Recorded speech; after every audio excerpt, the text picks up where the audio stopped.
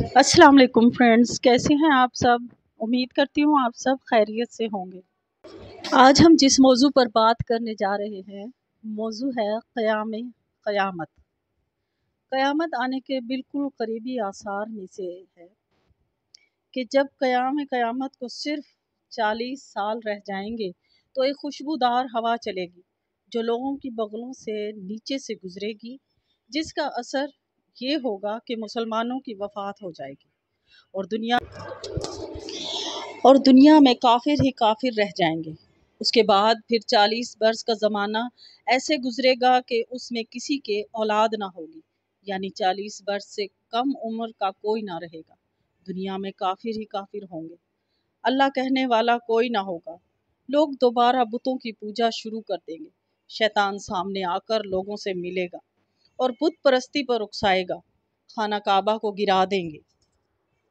हज़रत अबू हुरैरा रज़ी अल्लाह से रिवायत है कि जनाब रसूल अल्लाह सल्लल्लाहु अलैहि वसल्लम ने फरमाया, 2 छोटी टांगों वाला हबशा का आदमी बैतुल्लाह अज़्ज़ व जल को गिरा देगा।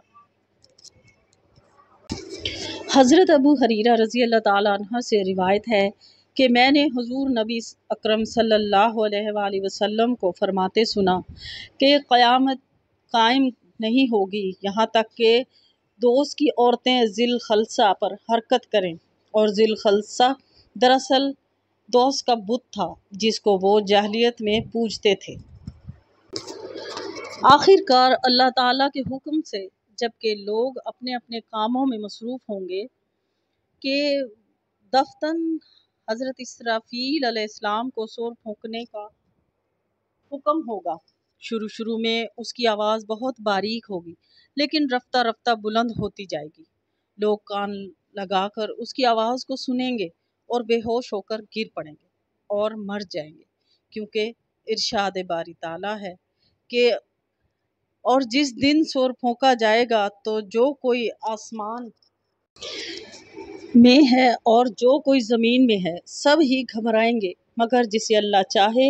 नीज़ बताया कि क़यामत अचानक आएगी और किसी को घर पहुँचने बल्कि वसीयत करने का भी मौका नहीं मिल सकेगा। फरमाया, बल्कि वो उन पर अचानक आएगी, फिर वो उनके होश खो देगी, फिर वो उसे टाल नहीं सकेंगे और ना उन्हें मोहलत दी जाएगी।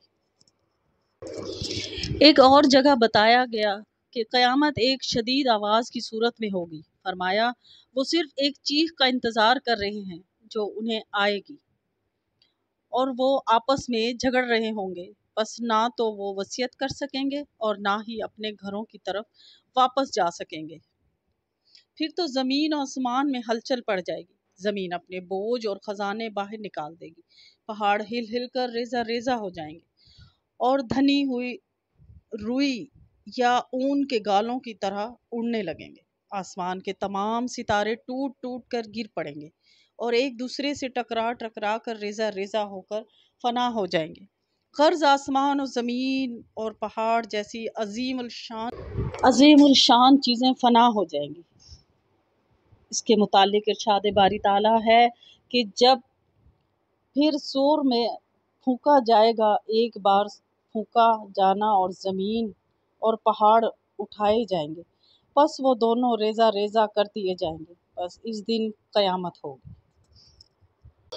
फिर जब आसमान फट जाएगा और फट कर गुलाबी तेल की तरह सुर्ख हो जाएगा और पहाड़ धनी हुई रंगदार ऊन की तरह होंगे, जिस दिन ज़मीन और पहाड़ लरजेंगे और पहाड़